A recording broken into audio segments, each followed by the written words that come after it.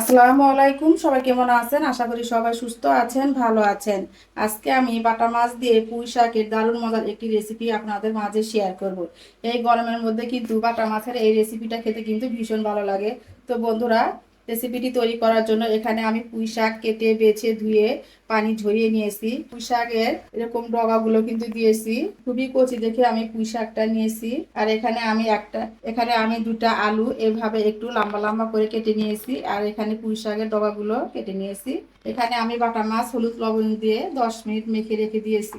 মাছ ভাজার জন্য প্যানে তেল দিয়েছি। তেলটা কিন্তু গরম হয়ে গেছে। এখন আমি মাছগুলো ভেজে নিব। চুলার আঁচ মিডিয়ামে রেখে মাছগুলো এপাশ ওপাশ করে লাল করে ভেজে নিব। মাছগুলো আমি এপাশ ওপাশ করে লাল লাল করে ভেজে নিয়েছি। মাছ ভাজাটা কিন্তু হয়ে গিয়েছে। এখন মাছগুলো নামিয়ে নেব। কড়াইয়ে পরিমাণ মতো তেল দিয়েছি। তেলটা গরম হয়ে গিয়েছে। এখানে আমি 2টা পেঁয়াজ কুচি দিয়ে দিলাম। পেঁয়াজটা এখন হালকা লাল করে ভেজে নেব। পেঁয়াজটা আমি ভেজে নিয়েছি। পেঁয়াজ অনেকটাই নরম হয়ে গিয়েছে। এখন আমি এর মধ্যে দিয়ে দিলাম 1 চামচ পরিমাণ আদা রসুন বাটা। আদা রসুন বাটা দিয়ে কিছুক্ষণ ভেজে নেব, যাতে করে আদা রসুনের কাঁচা গন্ধটা চলে যায়। কিছুক্ষণ আমি আদা রসুন বাটা দিয়ে ভেজে নিয়েছি। এখন আমি গুঁড়া মশলা অ্যাড করে দিব। 1 চামচ হলুদের গুঁড়ো, 1 চামচের কম লাল মরিচের গুঁড়া, 1/2 চামচ জিরার গুঁড়া, 1/2 চামচের কম ধনিয়ার গুঁড়া। এখন আমি একটু পানি দিয়ে দিলাম, মশলাটা যেন পুড়ে না যায়। স্বাদ মতো লবণ দিয়ে দিলাম।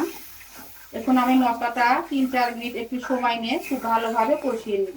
মশলাটা আমি একটু সময় নিয়ে খুব ভালোভাবে কষিয়ে নিয়েছি। মশলাতে তেলটা কিন্তু ছেড়ে দিয়েছে। এখন আমি ধুয়ে রাখা আলু আর ডাঁটাগুলো দিয়ে দিলাম। ডাঁটাগুলো দিয়ে একটু নেড়ে চেড়ে মিশিয়ে নিব। যেহেতু শাকটা খুবই নরম, তাই শাকটা পরে দিতে হবে। এখন আমি একটু ঢাকনা দিয়ে আলু আর ডাঁটাটা 2-3 মিনিটের জন্য কষিয়ে নিব।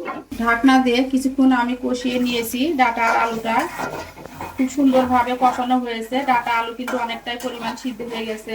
মাঝখানে আমি ঢাকনা উঠিয়ে নেড়ে চেড়ে দিয়েছি যেন তলায় লেগে না যায়। এখন আমি ধুয়ে রাখা শাকগুলো দিয়ে দিলাম। শাক পরে দিতে হবে। একসাথে ডাঁটা আলুর সাথে যদি শাক দিয়ে দিতাম, শাকটা গলে যেত আর শাকের কালারটা কিন্তু নষ্ট হয়ে যাবে। এই জন্য ডাঁটা আলু আগে কষিয়ে নিতে হবে, তারপর শাক দিতে হবে। এখন ঢাকনা দিয়ে একটু নরম হওয়া পর্যন্ত ঢেকে দিয়ে রান্না করব 2 থেকে 3 মিনিট। দেখুন শাকগুলো নরম হয়ে কতটা পরিমাণ, শাকগুলো নরম হয়ে কিন্তু অনেকটাই কমে গেছে। এখন আমি নেড়ে চেড়ে মিশিয়ে নিলাম। শাকে থেকে কিন্তু অনেকটা পরিমাণ পানি বের হয়েছে। এখানে কিন্তু আমি ঝোলের জন্য বেশি পানি ব্যবহার করব না, খুবই অল্প পরিমাণ পানি ব্যবহার করব। ঝোলের জন্য আমি এখানে 1/2 কাপ পরিমাণ পানি দিয়ে দিলাম 4-5টা কাঁচামরিচ ফালি করা। তো খুব ভালোভাবে নেড়ে চেড়ে মিশিয়ে নিব। এখন ঢাকনা দিয়ে 2 মিনিট আমি ঢেকে রান্না করব যেন ঝোলটা ফুটে ওঠে। চুলার আঁচ বাড়িয়ে দিয়ে 4-5 মিনিট আমি রান্না করে নিয়েছি। দেখুন শাকের কালারটা কিন্তু সবুজই আছে। এখন আমি ভেজে রাখা মাছগুলো দিয়ে দিব।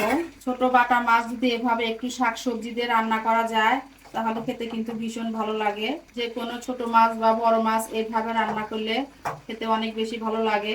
যারা এভাবে কখনো রান্না করে খাননি, অবশ্যই একবার রান্না করে খেয়ে দেখবেন। খেতে কিন্তু খুবই ভালো লাগে।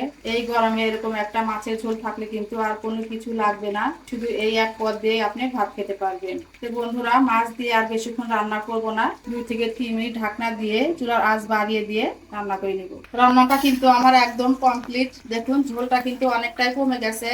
আর আলু শাক সবজি খুব সুন্দরভাবে সিদ্ধ হয়ে গেছে। এখন আমি চুলাটা বন্ধ করে দিলাম। এখন ঢাকনা দিয়ে 2 মিনিট রেস্টে রেখে দিব, তারপর পরিবেশন করে দেখাচ্ছি। তরকারিটা আমি পরিবেশন করে নিয়েছি। দেখুন তরকারিটা দেখতে কতটা লোভনীয় হয়েছে।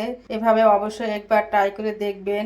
গরম ভাতের সাথে এই বাটা মাছের ঝোলটা খেতে কিন্তু ভীষণ ভালো লাগে। তো বন্ধুরা, এই ছিল আমার আজকের ভিডিওটি ভালো লাগলে লাইক কমেন্ট শেয়ার করবেন আর আমার চ্যানেলটি সাবস্ক্রাইব করে আমার পাশেই থাকবেন। আজ এই পর্যন্ত। সবাই ভালো থাকবেন, সুস্থ থাকবেন। পরবর্তী ভিডিও দেখার আমন্ত্রণ রইল। আল্লাহ হাফেজ। আসসালামু আলাইকুম।